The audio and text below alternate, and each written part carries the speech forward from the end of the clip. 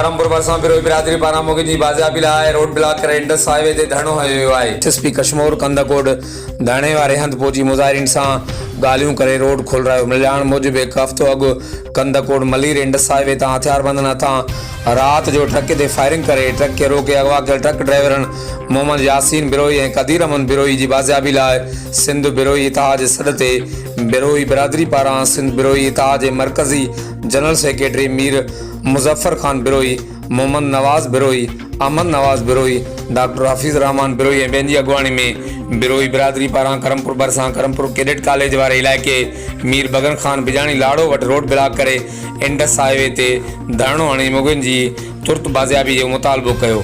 4 कलाक Indus highway road block हुअण सबबि रोड जे ॿिन्ही पासनि खां मुसाफ़िर गाॾियुनि जूं डिघियूं कतारूं लॻी वियूं। सख़्त गर्मी सबबि मुसाफ़िर सख़्त परेशान हाल रहिया।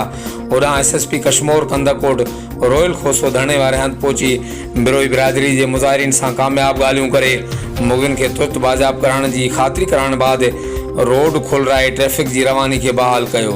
ॿिए तरफ़ बिरोई बिरादरी पारां खानपुर जी हद मां अगवा थियल ड्राइवर जलालुद्दीन बिरोई जी बाज़ियाबी लाइ करमपुर वारे धरणे खां अॻु फैज़ू वटि बि इंडस हाईवे ते अलॻि धरणो हयो। शिकारपुर पुलिस इंतज़ामिया मुज़ाहिरीन सां ॻाल्हियूं करे रोड खोलरायो हो।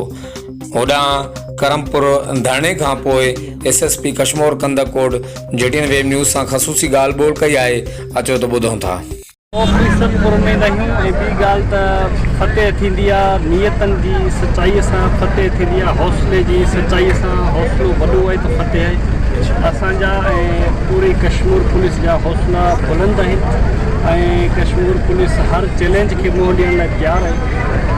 IG साहब जा क्लियर इंस्ट्रक्शन्स आहिनि त इलाइक़े खे क्लीन करिणो आहे।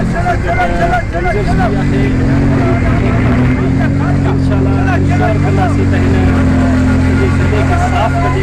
उनजे लाइ तव्हां तमामु दोस्तनि जो बि ताउन दरकार हूंदो, मीडिया जे दोस्तनि जो ताउन दरकार हूंदो त मोरल सपोर्ट ज़रूरु कंदा पुलिस खे, छो त हीअ पुलिस तव्हांजी आहे। हीअ पुलिस अगरि क़ुर्बानियूं ॾिए थी पई त तव्हांजे लाइ ॾिए थी पई। अगरि हीअ पुलिस अगरि कचे में वञी झेड़ो कंदी त तव्हां कश्मीर जे अवाम लाइ कंदी त इनशाला अंकरे तव्हां ॾिसंदा त काफ़ी माहौल साफ़ थींदो।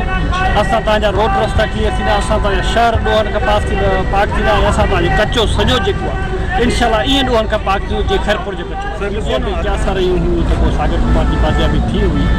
उन ते मां फर्दर कमेंट नथो करे सघां। बाक़ी अनक़रीब इनशाला तमामु जल्द इनशाला सागर कुमार बि असांजे विच में हूंदो, असां तव्हां सां गॾु हूंदो।